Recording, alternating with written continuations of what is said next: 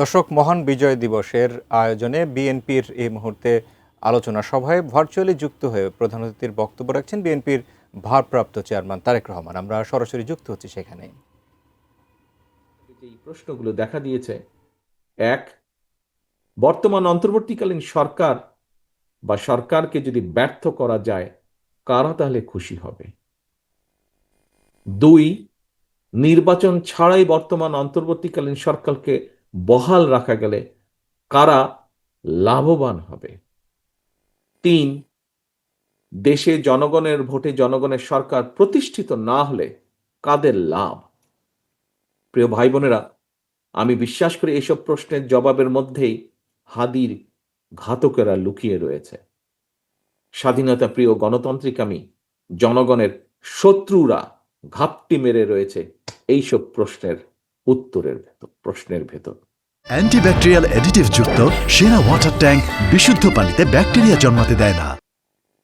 প্রিয় ভাই বোনেরা, সম্মানিত উপস্থিতিবৃন্দ, প্রিয় নেতৃবৃন্দ, আমি বিজয় দিবসের এই গৌরবজনক সময় দৃঢ়ভাবে বলতে চাই, যারা স্বাধীনতা প্রিয় গণতান্ত্রিকামী জনগণকে ভয় দেখাতে চায় তার অবশ্যই ব্যর্থ হবে ইনশাল্লাহ। ভয়ের কোনো কারণ নেই।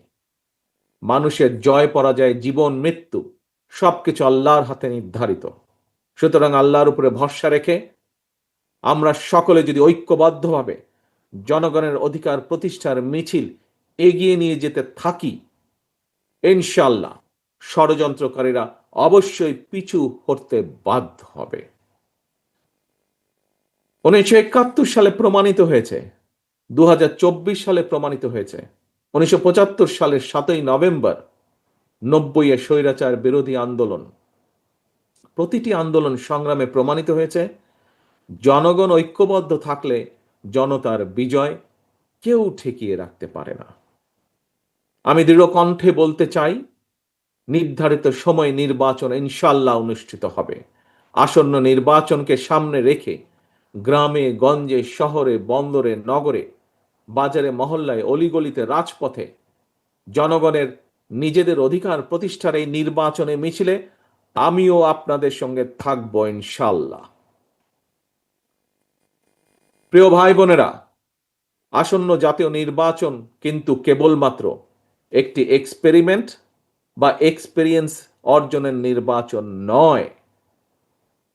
সম্মানিত মহাসচিব সাহেব আজকের অনুষ্ঠানের সভাপতি কিন্তু ওনার বক্তব্যে বলেছেন, আমিও অতীতে বারবার বলেছি, আসন্ন জাতীয় নির্বাচন অতীতের যে কোনো নির্বাচনের চেয়ে জটিল এবং গুরুত্বপূর্ণ। কেন?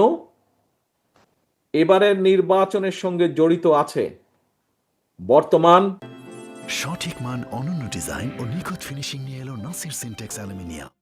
সম্ভাবনা। সর্বোপরি এবারের নির্বাচনের সঙ্গে জড়িত আছে বাংলাদেশের স্বার্থ এবং সার্বভৌমত্বকে সুসংহত রাখার প্রশ্ন এবং সার্বভৌমত্বকে সুসংহত রাখার প্রশ্ন। প্রিয় ভাই বোনেরা, আগামী দশকটি হবে রূপান্তরের দশক এবং এই চিন্তা নিয়েই আমরা আমাদের দেশ গড়ার কর্মসূচি বাস্তবায়নের পরিকল্পনা তৈরি করেছি। দেশের জনসংখ্যার অর্ধেক নারী, 4 কোটি বা তারও বেশি তরুণ, কোটি কোটি কৃষক, শ্রমিক, কর্মক্ষম এই জনসংখ্যাকে কাজে লাগিয়ে বাংলাদেশের বিজয়কে সুসংহত করাই হচ্ছে বিএনপির একমাত্র লক্ষ্য।